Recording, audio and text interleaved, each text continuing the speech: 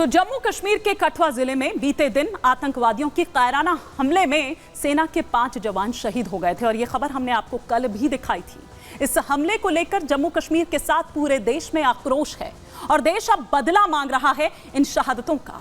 उधर केंद्रीय रक्षा मंत्री राजनाथ सिंह ने सैनिकों की हत्या पर गहरा दुख व्यक्त किया। उन्होंने कहा कि सशस्त्र बल क्षेत्र में शांति लाने के लिए हम दृढ़ संकल्पित हैं। जम्मू कश्मीर के राजनीतिक नेताओं ने भी आतंकी हमले पर सवाल उठाया और कहा कि अब पाकिस्तान को जवाब देने का वक्त आ गया है।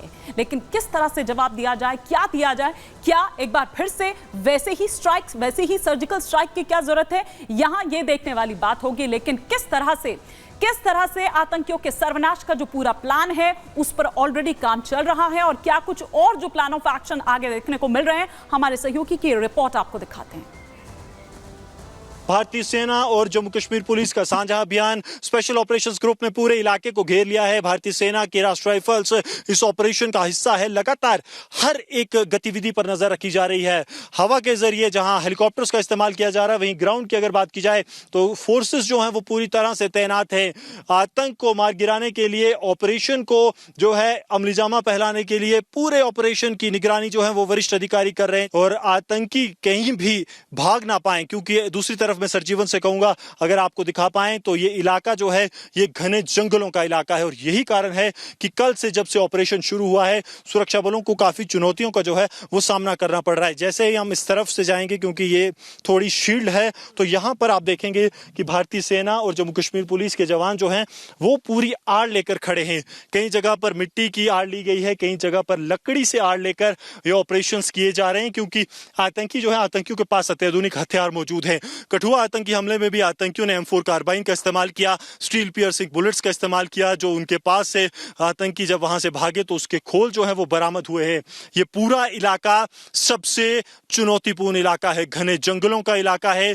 यहाँ पर ढोक हैं जिनका इस्तेमाल लगातार आतंकी छिपने के लिए करते हैं।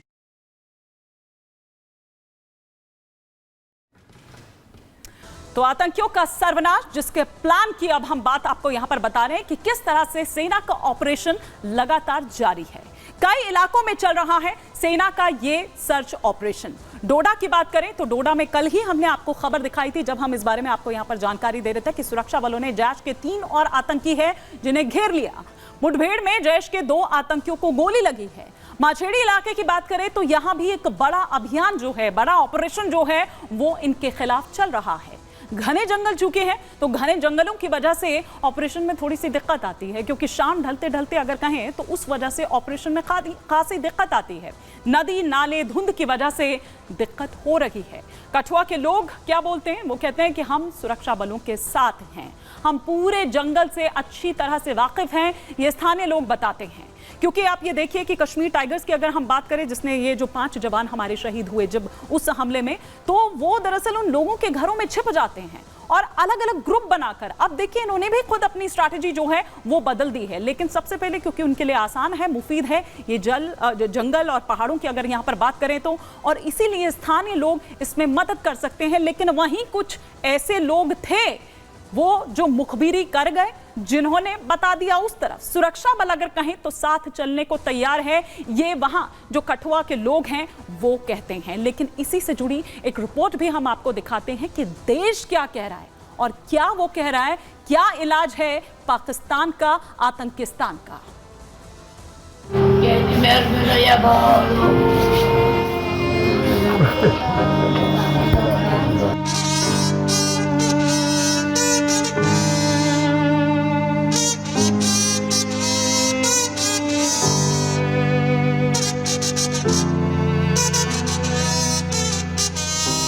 कठुआ में आतंकी हमले में शहीद हुए जवानों की शहादत का बदला लेने के लिए पूरे देश में गुस्सा है। पूरा देश एक ही मांग कर रहा है कि अब आतंकिस्तान पर स्ट्राइक की जाए, ताकि हमारे जवानों की शहादत का बदला लिया जा सके। ये तस्वीरें पूरे हिंदुस्तान को झकझोर देने वाली है। देखिए, अपने लाल की शहादत पर रोती हुई एक माँ, अपने घर के चिराग को खोने का दर्द छिपाता एक पिता।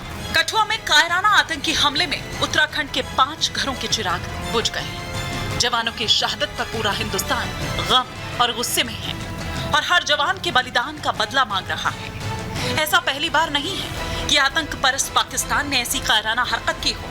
बार बार मुंह की खाने वाला पाकिस्तान इससे पहले भी आतंकियों ने कई मौके पर पीछे से सीने में खंजर घोंपने का काम किया है। इसलिए तो पूरा हिंदुस्तान ये कह रहा है कि आतंक परस्त पाकिस्तान पर अब बड़ी स्ट्राइक करने का वक्त आ गया है। जम्मू कश्मीर के कठुआ में आतंकियों ने सेना की गाड़ी को निशाना बनाया। इस कायराना हमले में भारत माता के वीर जवान आनंद सिंह, कमल सिंह, विनोद सिंह, अनुज नेगी और आदर्श नेगी शहीद।